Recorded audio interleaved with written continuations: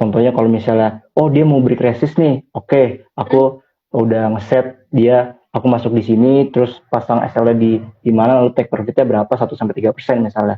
Jadi aku benar-benar harus udah ada trading plan sendiri supaya aku disiplin sama hal itu tersebut. Jadi kalau misalnya aku tiba-tiba aku ngelihat ada saham yang lagi naik kenceng, tapi aku nggak tahu alasannya. Paling alasannya cuma ini lagi naik kenceng doang. Nah, biasa aku nggak ikutin di situ karena aku bener-bener nggak tahu alasannya apa. Aku takutnya malah di situ malah rugi kan. Karena Bener. resikonya tinggi juga. Itu kan sama dengan kita FOMO. Iya Nah, bener. itu mungkin kalau aku tipsnya buat disiplin. Nah, Hmm. kalau untuk mengerti kata cukup, seperti yang aku bilang tadi, aku udah menargetkan itu dalam 1 bulan misalnya 40-50%. Nah, ya udah kalau Hmm. misalnya aku udah misalnya dalam sehari udah target misalnya 2%, 3%, ya udah misalnya jam 9 nih awal-awal market, terus tiba-tiba pada saat pagi-paginya aku udah nyampe 2%, ya udah aku berhenti gitu. Biasanya itu sih yang membuat aku menjadi lebih objektif lah ngelihat market gitu. Jadi kita nggak selamanya bisa dapat sedikit tingginya di market. Yang penting konsisten Hmm. lah gitu. Yang penting konsisten ya. Tapi kayak susah Iya, buat diterapin ya, karena kan kayak lihat orang cuan sehari bisa berapa persen pasti FOMO kan. Itu ada tips iya. gak sih gimana caranya kayak, karena udah lama trading aja biasanya kayak masih aja gitu FOMO. Nah, itu sebenarnya susah ya, susah buat diarahin karena yang tahu solusinya diri sendiri karena bisa aja nih dua orang mulai trading yang sama-sama punya tahu analisis gimana, sama-sama ngegrow bareng tapi bisa jadi hasilnya berbeda kan karena Iya benar-benar. psikologi masing-masing. Jadi menurut sih yang tahu solusinya diri sendiri. Cuma mungkin dari sekarang lebih lebih jangan denial lah sama kesalahan sendiri karena Iya. kan kita sering denial kan dengan kesalahan Benar. kita ya udah tahu salah tapi tetap aja ditahan kan. Lanjutin. Iya. Ya tetap dilanjutin nggak dikatos dan akhirnya jadi investor Nyangkut. mendadak jadi swing ya nyangkut. Nah itu mungkin lebih ke ya udah sadar aja akan kesalahan kita, terus di samping kita sadar kita juga harus evaluasi sama kesalahannya. Jadi Iya. kita jangan sampai kita mengulangi kesalahan yang sama. Mungkin kita bisa research nih, kita bisa lihat di YouTube tentang para expert gitu kan ngejelasin. Nah dari situ kita mungkin bisa mendapat pencerahan karena dan lakuin aja. Jadi Oh, learn by doing lah gitu. iya benar. Oke, berarti harus mau ngaku salah juga ya dalam scalping ini. Nah, Ya. mungkin sekarang kita jawabin beberapa pertanyaan ya yang udah masuk. Ini ada yang nanya, gimana sih Kak cara terbaik untuk scalping agar gak rugi dan hasilnya bisa cuan Kak?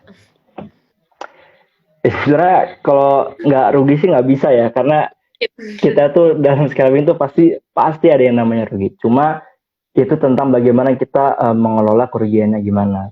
Nah, Iya. makanya kita punya yang namanya trading plan. Nah, trading plan itu untuk meminimalkan resiko rugi tersebut. Ya nggak apa-apa kalau misalnya rugi tapi tetap di trading plan kita ya nggak apa-apa. Itu bisa menjadi metode yang terbaik juga buat kita karena kan kita juga nggak tahu kan saham bakal kemana kan. Kita Iya. bukan bandar ya kan. Kita cuma follower. Jadi yang penting sih kita punya trading plan aja sebenarnya. Nggak ada cara terbaik sih emang Oke, gitu. berarti diri masing-masing ya harus belajar dulu dan ya emang yang tadi balik lagi learning by doing juga. Nah, ini Ya. mungkin pertanyaan selanjutnya nih, ada yang nanya, gimana sih Kak cara cut loss cepat saat scalping? Mungkin kan kalau scalping tadi hitungannya menit atau bahkan detik gitu, terus tiba-tiba Hmm. sahamnya udah buru jeblok duluan terus belum sempat keluar. Itu gimana sih caranya? Ya itu tergantung itu ya. Tergantung amal dan ibadah ya kalau gitu nggak bisa kita atur sebenarnya. Iya. Jadi ya kalau misalnya kita udah punya titik cut loss tertentu ya udah kita siap-siap di situ aja karena aku biasanya kalau misalnya aku udah masuk gitu biasanya tanganku tuh udah di cut lossnya aja udah di titik cut lossnya jadi misalnya tidak sesuai dengan aku harapan ya udah aku langsung pencet area cut lossnya jadi aku nggak langsung di mouse tuh nggak langsung di titik take profitnya itu jadi menurutku sih ya tergantung marketnya gimana kita nggak bisa ngatur sih yang penting punya Iya. trading plan aja sebenarnya gitu. Oke, oke, berarti yang penting ya, kalau misalkan udah jeblok, ya gimana ya kalau misalkan yang keburu cut loss. Iya Trading. susah. Iya, susah lagi. Ya mungkin ada yang nanya juga nih dari kolom komentar. Ini ada dua pertanyaan yang mirip sih, mungkin dari yang ini. Mau dijelaskan Kak, ada cara screening, technical untuk entry, dan cut loss sama cara lihat bid offer. Mungkin dari cara lihat bid offer dulu aja, karena udah ada 2 orang yang nanya. Kalau aku cara lihat bid offer sih sebenarnya simpelnya itu ketika ada bid yang ditebalkan itu kan artinya ada demand yang tinggi ya. Jadi Iya. aku biasanya manfaatin gitu. Misalnya dia kirinya tiba-tiba ditebelin gitu.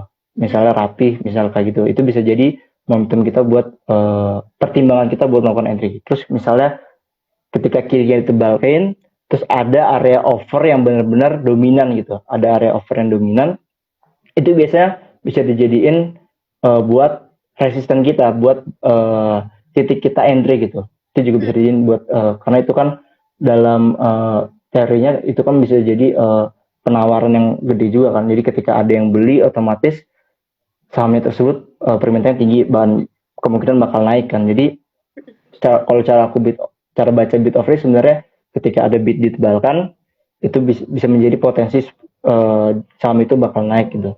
Begitu.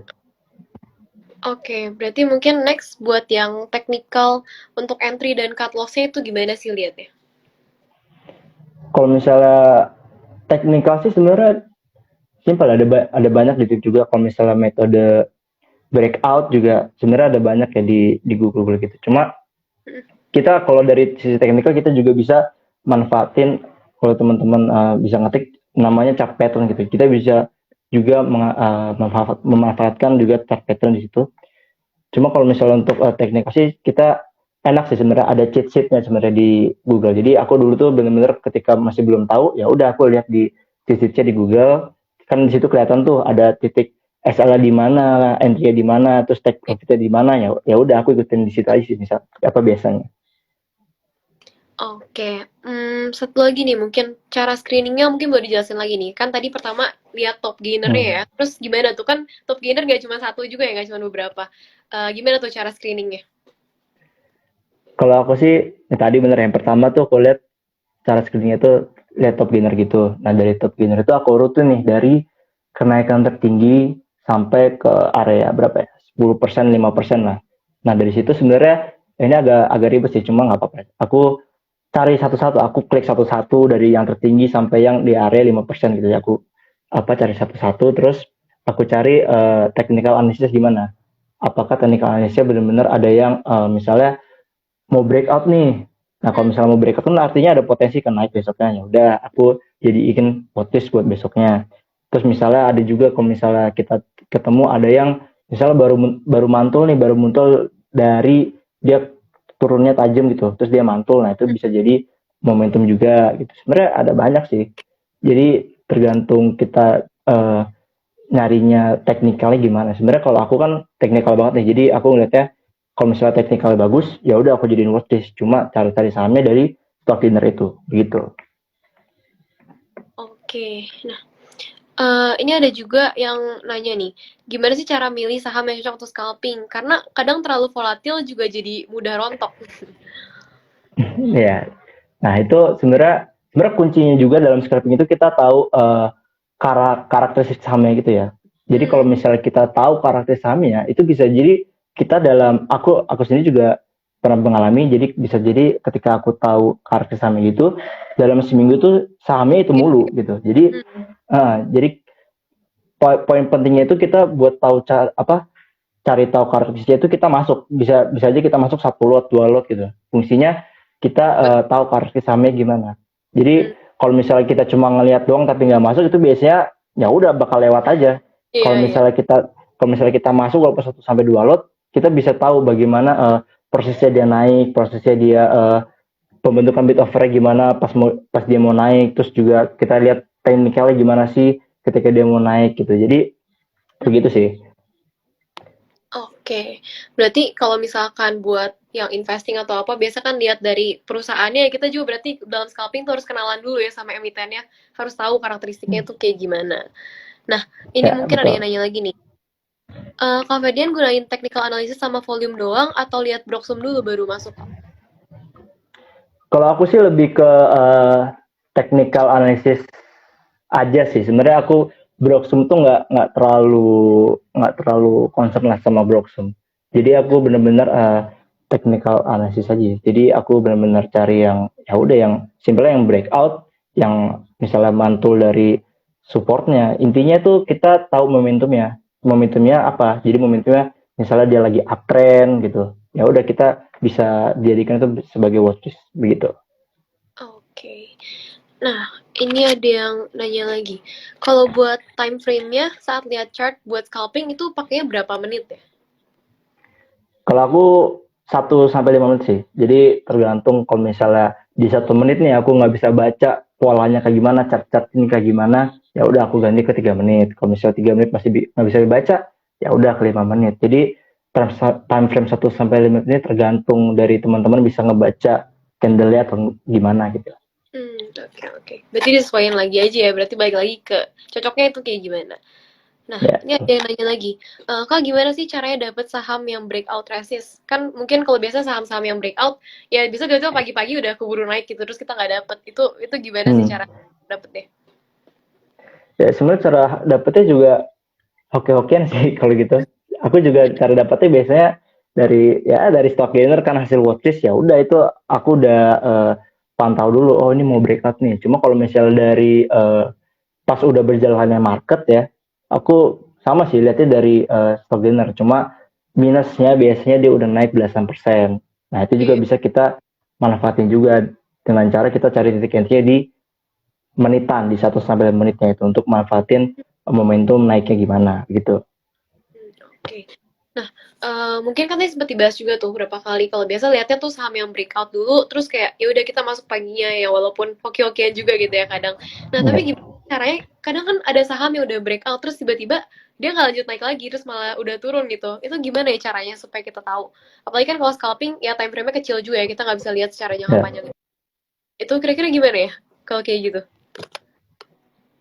Kalau aku sih biasanya buat memvalidasi dia breakout biasanya dia disertai dengan volume ya. Kalau misalnya pagi dalam candle daily-nya misalnya dia melakukan breakout dengan volume yang tinggi, biasa rata-ratanya misalnya kecil terus tiba-tiba hari itu tinggi gitu. Nah, itu bisa jadiin uh, buat keyakinan kita buat memvalidasi ya biar dia lebih valid lagi gitu. Kemungkinan naiknya juga lebih valid lah. Jadi aku lihatnya dari volume juga. Terus lihat juga dari bid offernya pagi-pagi. Misalnya pagi-pagi ini ada yang makan banyak, ada yang makan banyak terus-terusan gitu kan. Terus dari sisi bidnya juga dijaga sama bandara gitu ya. Udah itu bisa bisa lebih valid lah buat kita melakukan entry gitu. Oke. Oke, mungkin karena pertanyaan udah hampir kejawab semua ya, sisanya mirip-mirip sih pertanyaannya. Kalau gitu mungkin dari Kak Ferdian boleh nggak kasih apa ya tips gitu, tips terakhir nih buat teman-teman semua yang mau belajar scalping. Tipsnya sih kalau dari aku eh, disiplin disiplin sama trading plan sih tipsnya. Kalau misalnya kalian udah disiplin sama trading plan tuh aku yakin secara otomatis kalian bakal bisa mendapatkan cuan yang konsisten lah karena sebenarnya disiplin itu kunci paling pentingnya dalam kita scalping karena kita Oke. tahu di saham scalping ini kita sangat bermain dengan resiko yang sangat besar. Jadi dengan adanya trading plan itu kita udah bisa membatasi resiko yang tersebut dan kita juga udah bisa menargetkan berapa sih yang bisa kita dapatkan selama 1 bulan ke depan gitu gitu. Jadi begitu. Oke, berarti intinya harus disiplin ya, dan bahkan disiplin itu nggak cuma di scalping doang, tapi masuk di trading dan juga investing itu sama aja, kita juga harus disiplin. Oke, mungkin karena udah 30 menit juga ya nih Kak, thank you so much ya hari ini udah mau ngobrol-ngobrol Ya, bareng, dari belajar bareng, terima belajar